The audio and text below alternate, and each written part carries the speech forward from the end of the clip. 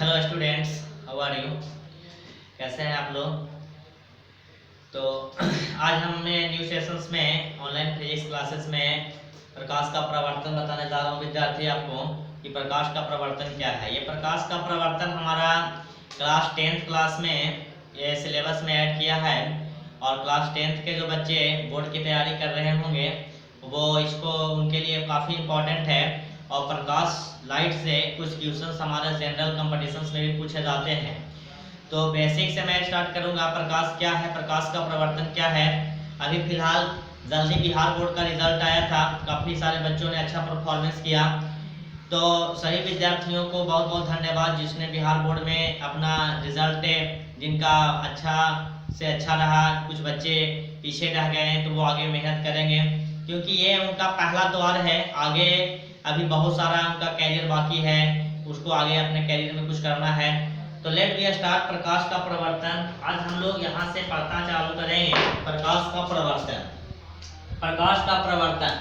तो विद्यार्थी प्रकाश का प्रवर्तन रिफ्लेक्शन ऑफ लाइट हमारा चैप्टर है। तो हम सबसे पहले देखेंगे प्रकाश है क्या। तो सबसे पहले हम जानेंगे प्रकाश क्या है, लाइट क्या है। आप कॉपी कलम निकाल लेंगे और साथ के साथ लिखना स्टार्ट करेंगे स्टूडेंट। नहीं होगा तो स्क्रीनशॉट ले लेंगे और परिभाषा के साथ मैं आपको बताऊंगा कि बोर्ड के एग्जामिनेशन में लिखने में आपको प्रॉब्लम नहीं होगा। तो हम लोग डिफाइन करते हैं प्रकाश क्या है। तो हमारी आंख, जो मानव का जो आंख है, मानव नेत्र है, इसके बाद किसी चीज को देखने के लिए हमें प्रकाश की जरूरत होता है। केवल आंखें से हम प्रकाश अगर नहीं रहे तो हम किसी वस्तु को देख नहीं सकते हैं। तो कह सकते हैं, हम इसकी परिभाषा बना सकते हैं कि प्रकाश वह कारक है जिसकी सहायता से हम किसी वस्तु को देखते हैं। प्रकाश वह कारक है जिसकी सहायता से हम किसी वस्तु को देखते हैं। प्रकाश एक प्रकार का कारक है जिसकी सहायता से हम किसी वस्तु को देखते हैं। जब प्रकाश किसी वस्तु पे पड़ती है, जैसे सपोज दैट ये हमारे वस्तु है, तो लाइट जब हमको इसको देखना होता है तो लाइट इस पे पड़ता है और इस पे पड़ने के बाद हमारी आंखों तक, रेटिना तक ये परिवर्तन होकर के हमारी आंखों तक पहुंचती है। सपोज दैट हम जो कुछ को भी देखते हैं वहां पे पहले प्रकाश उस वस्तु पे पड़ता है, उस वस्तु पे पड़ने के बाद परिवर्तन होकर के फिर हमारी आंखों तक आती है और तब हमारी आंखों पर रेटिना होती है। आंखों में रेटिना होता है तो हम उसे देखने की संवेदना उत्पन्न होती है। तो आपने समझ गया होगा कि प्रकाश किसी वस्तु पे पड़ती है और वहां पे पड़ने के बाद टकरा कर हमारी आंखों तक आती है और इससे हमें देखने की संवेदना होती है। यह हमारा प्रकाश के सहायता से हम इस तरह से किसी वस्तु को देखते हैं। अब आप देखिएगा विद्यार्थी कि पदार्थ प्रकाश क्या है। तो प्रकाश का हम कुछ गुण लिखे हैं, गुण ये आप लोग नोट कर लीजिएगा, ठीक है। कभी पूछा जाता है कि प्रकाश का गुण क्या है, प्रॉपर्टी ऑफ लाइट। तो हमारे पास है प्रकाश एक ऊर्जा का रूप है। Light is a form of energy. प्रकाश एक ऊर्जा का रूप है, ठीक है। प्रकाश विद्युत चुंबकीय विकिरण है। प्रकाश विद्युत चुंबकीय विकिरण है, नोट कर चलिएगा। प्रकाश निर्वात में भी गमन करती है। इसका मतलब है, कहने का मतलब ये है कि प्रकाश जो है वो बिना द्रव्य आत्मक के माध्यम, द्रवात्मक माध्यम, कोई भी बिना मीडियम का, विदाउट मीडियम भी प्रकाश गमन करती है। ऐसी जानकारी के लिए आपको पता होगा कि प्रकाश का निर्वात में चाल 10 के पावर 8 मीटर पर सेकेंड होता है और प्रकाश की चाल निर्वात में सबसे अधिक होता है। किससे? जल से, ठीक है। जल में, कांच में या और किसी वस्तु में प्रकाश की चाल सबसे ज्यादा निर्वात में होती है। फिर कहता है प्रकाश विद्युत चुंबकीय तरंग है। प्रकाश क्या है? विद्युत चुंबकीय तरंग है। अतः प्रकाश किसी माध्यम में तरंग के रूप में गमन करता है। डिनोटेड करना है पॉइंट को कि प्रकाश किसी माध्यम में जब गमन करता है तो वो किस रूप में गमन करता है विद्यार्थी? तरंग के रूप में। यह तरंग अनुप्रस्थ प्रकृति का होता है। यह तरंग किसके प्रकृति का होता है? अनुप्रस्थ प्रकृति का होता है, ट्रांसवर्स नेचर का होता है, ट्रांसवर्स नेचर का होता है। कहता है कि हवा या निर्वात में प्रकाश की वेग सबसे अधिक होता है। तो प्रकाश का अगर वेग आप देखिएगा, प्रकाश का अगर वेग देखते हैं तो सबसे ज्यादा निर्वात में होता है, फिर उसके बाद हमारा जल में होता है, उसके बाद कांच में होता है, ठीक है। इस प्रकार से हमारा प्रकाश का वेग होता है, कांच में होता है। इस प्रकार से प्रकाश ट्रैवल करता है, सबसे ज्यादा निर्वात में इसका वेग होता है। अब हम आपको इसके आगे ले चलते हैं। प्रकाश की कुछ प्राकृतिक है। हम आपको प्रकाश की प्रकृति के बारे में थोड़ा सा डीपली बता रहे हैं बच्चों। ये आपको सिलेबस में हो या ना हो, लेकिन आपको जानकारी हो जाएगा प्रकाश को कैसे कैसे डिफाइन किया, कौन से वैज्ञानिकों ने क्या क्या डिफाइन किया। तो 19वीं शताब्दी के पहले प्रकाश के कणों के रूप में प्रवाह माना जाता था, जिसे हम लोग कणिका कहते हैं। 19वीं शताब्दी के पहले जो प्रकाश था उसको कणों के रूप में हम कणों के रूप में प्रवाह मानते थे। ठीक है, प्रवाह, जिसको हम लोग कणिका कहते हैं, कणिकाएं कहते थे, इसको हम लोग कोरोलैप्स कहा जाता था। न्यूटन ने प्रकाश के कणिका के सिद्धांत के आधार पर, न्यूटन एक वैज्ञानिक थे जिन्होंने प्रकाश के कणिका के सिद्धांत पर प्रकाश के प्रवर्तन और अपवर्तन के नियम का व्याख्या किया। और प्रकाश के प्रवर्तन और अपवर्तन का नियम हम लोग को यहाँ जानना है। उसके बाद है सन 1678 ईस्वी में हाइगेन्स नामक वैज्ञानिक ने, हाइगेन नामक वैज्ञानिक थे, उन्होंने बताया कि प्रकाश जो है हमारा विद्यार्थी, प्रकाश जो है सो प्रकाश एक तरंग का रूप है, लेकिन प्रकाश एक तरंग का रूप है, लेकिन हाइगेन्स का जो थ्योरी था वो डिफाइन नहीं हो पाया, उनकी मान्यता जल्दी नहीं मिल पाई। उसके बाद हमारा आता है 1801 ईस्वी में थॉमसन यंग एक थे जिन्होंने तरंग सिद्धांत के प्रयोग द्वारा प्रदर्शित किया। और 1901 ईस्वी में प्लैंक आप लोगों ने नाम सुना होगा, मैक्स प्लांक, नहीं सुना होगा लेकिन मैक्स प्लांक, ये हम प्रकाश की प्रकृति के बारे में बता रहे हैं। 1901 ईस्वी में मैक्स प्लांक जो थे उन्होंने प्रकाश को ऊर्जा युक्त कण कहा। प्रकाश को उन्होंने ऊर्जा युक्त माने ऊर्जा से युक्त कण कहा, जिसे हम लोग फोटॉन कहा, और इसको हम लोग फोटॉन कहा। ठीक है, ऊर्जा से युक्त कण था जिसको फोटॉन कहा। किसको? प्रकाश को ऊर्जा युक्त कण कहा जिसे फोटॉन कहते हैं। और इसी के आधार पर आइंस्टीन ने प्रकाश विद्युत प्रवाह का सफल व्याख्या किया था। इसी के आधार पर कि प्रकाश को ऊर्जा युक्त कण के आधार पे आइंस्टीन ने इसका एक क्या बोलते हैं कि प्रकाश विद्युत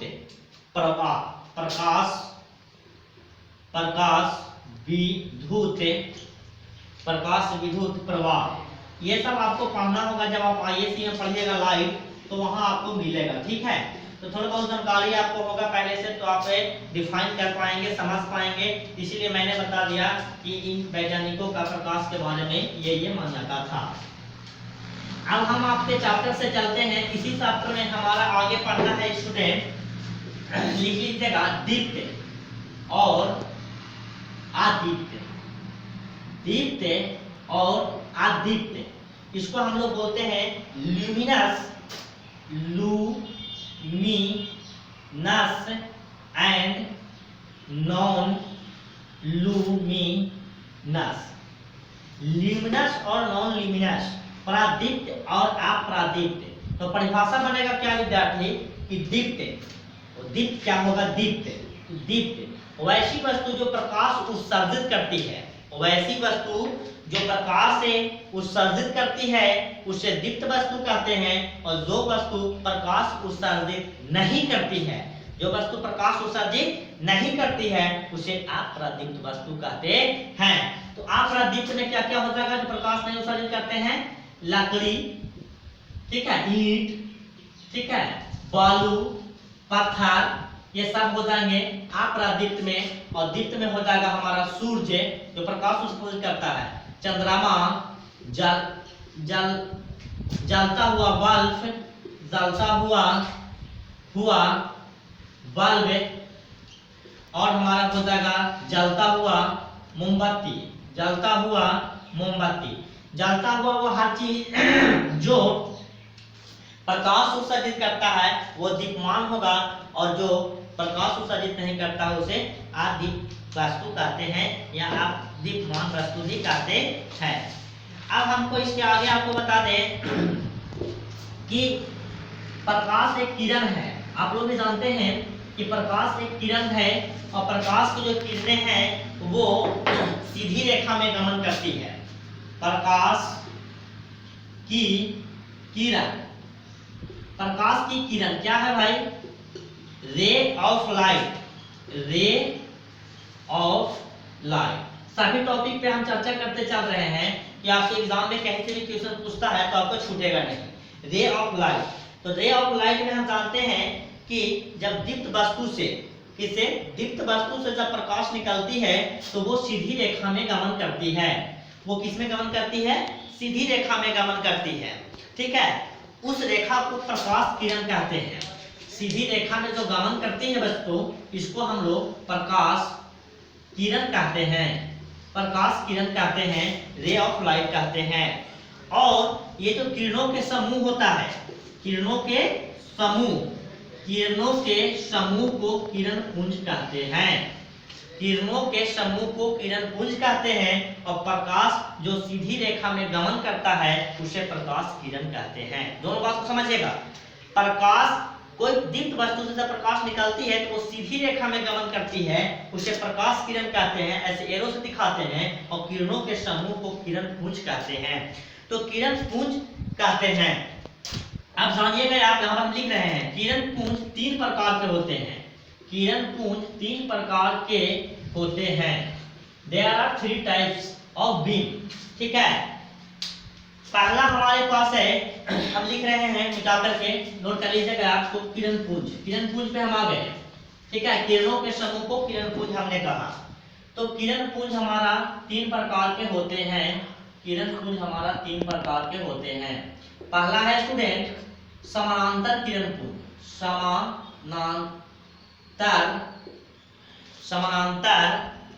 समानांतर किरण पुंज। समानांतर किरण पुंज में जो किरण पुंज होते हैं, जो किरण होता है ये एक दूसरे के समानांतर होता है। कुछ ऐसे किरणें एक दूसरे के क्या होते हैं? समानांतर होते हैं। उसे हम लोग समानांतर किरण पुंज कहते हैं।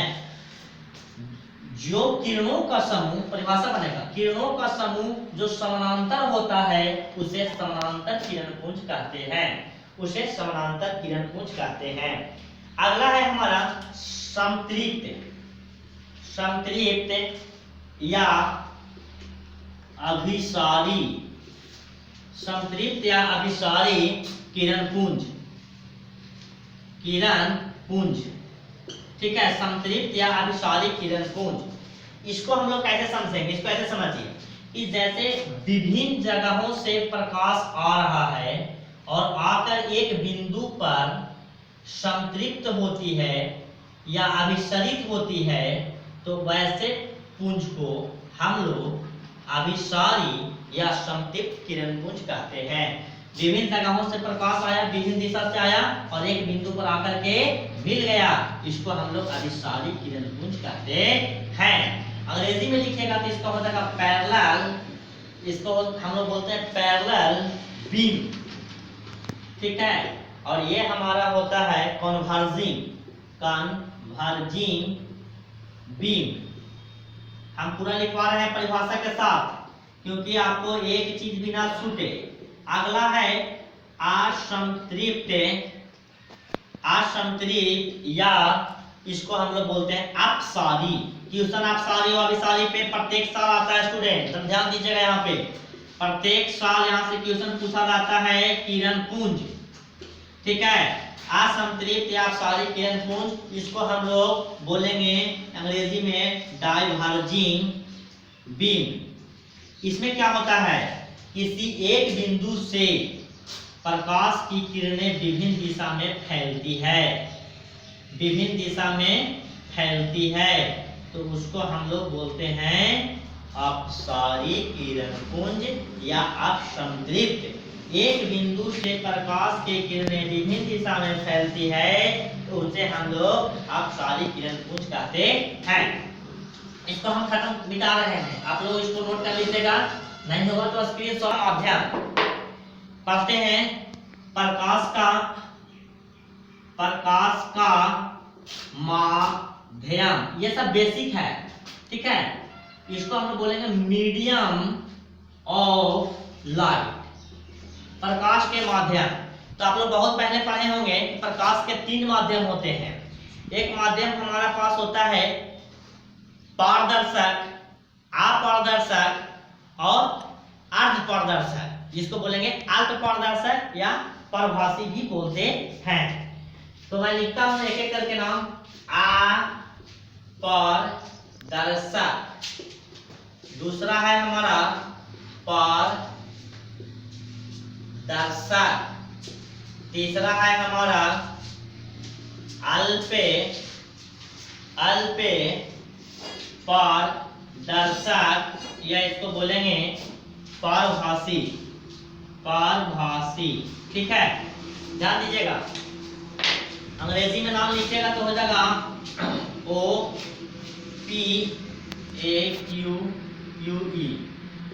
पारदर्शक को बोलेंगे ट्रांसपेरेंट और इसको बोलेंगे ट्रांसलूसेंट, ठीक है। अपारदर्शक, इसका परिभाषा नोट कीजिएगा, वैसा मीडियम या वैसा माध्यम जिससे पर प्रकाश पड़ने के बाद उसे आर पार नहीं जा सके या वहां से लौट जाए तो उसे हम लोग अपारदर्शक कहते हैं।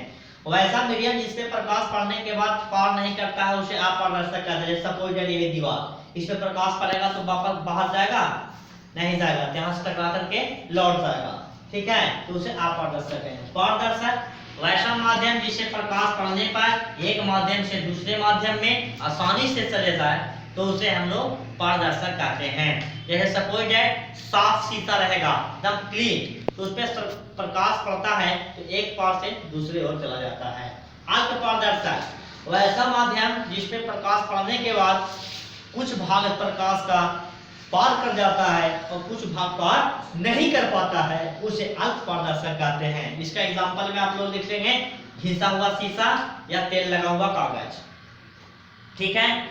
अभी हमने आपको बेसिक जितना भी था बता दिया। प्रकाश क्या है, प्रकाश की प्रकृति क्या होती है, प्रकाश का दीप्यमान क्या होता है, अदीप्यमान क्या होता है, प्रकाश का माध्यम क्या होता है, ठीक है, किरण पुंज क्या होता है। अब इन सब चीजों के आगे हमारा आता है बच्चों, हमारा चैप्टर था उसका नाम था प्रकाश का परावर्तन। प्रकाश का परावर्तन, ये क्वेश्चन ही पूछता है प्रकाश का परावर्तन क्या है। तो हम लोग देखते हैं प्रकाश के परावर्तन को रिफ्लेक्शन ऑफ लाइट, ठीक है, रिफ्लेक्शन ऑफ लाइट। तो हम प्रकाश के परावर्तन को पहले समझते हैं, ठीक है। प्रकाश का परावर्तन क्या है, तो जब किसी स्रोत से आती हुई प्रकाश की किरणें, सुनिएगा, किसी स्रोत से आती हुई प्रकाश की किरणें किसी सतह पर टकराने के बाद वह उसी माध्यम में लौट जाती है तो उसे प्रकाश का परावर्तन कहते हैं। कैसे समझेंगे, जैसे कि सपोज दैट हमारे पास यहाँ पर एक सतह है और इधर से प्रकाश जा रहा है, ठीक है, और यहाँ पे इस बिंदु पे पड़ रहा है। इस बिंदु पर पड़ने के बाद यह पुनः से लौट गया, तो इस घटना को प्रकाश का परावर्तन कहते हैं। किसी माध्यम से आती हुई प्रकाश की किरणें किसी बिंदु पे पड़ने के बाद वह पुनः उसी माध्यम में लौट जाती है तो उसे प्रकाश का परावर्तन कहते हैं। प्रकाश के परावर्तन के दो नियम होते हैं, लिखिएगा। पहला नियम है आपतित किरण, परावर्तित किरण तथा आपतन बिंदु पर डाला गया विलंब तीनों एक ही समतल में होते हैं। दूसरा है आपतन कोण और परावर्तन कोण बराबर होता है। देखिएगा, फिगर से समझाना स्टार्ट करते हैं आपको। जैसे कि मान लिया जाए कि एक हमारा सतह है, इस सतह का नाम है परावर्तक के सतह, परावर्तक सतह है, ठीक है। और ये जो हमारा बिंदु है, यहाँ जहाँ पे ये आपतित किरण आ रही है, इधर से आ रही है, तो आ रही है, इसका नाम हो गया आपतित किरण। ध्यान दीजिएगा, जा रही है तो परावर्तित किरण, ठीक है। और ये हमारा बिंदु हो गया आपतन बिंदु, इसको बोलेंगे आपतन बिंदु। ठीक है, कोई परावर्तक सतह का नाम हम ले लिए ए डैश।